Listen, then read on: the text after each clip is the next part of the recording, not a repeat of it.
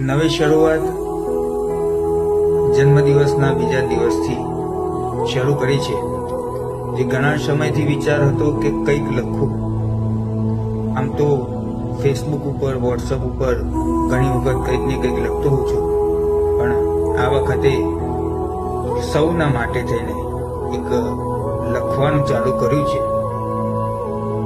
સુંદર આપને મારું લખાણ લાગે તો આપ મને પ્રેમ આપજો અને આશીર્વાદ આપજો કે આનાથી પણ હું સારું લખું અને આપ સૌ સુધી પહોંચાડી શકું.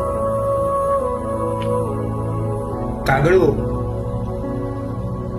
કોયલનો અવાજ દબાવી શકે, પણ ક્યારેય કોયલ જેટલો મધુર અવાજ ના કાઢી શકે. તે જ રીતે કોઈ ખરાબ માણસ સજ્જન માણસને બદનામ કરી શકે, પણ જાતે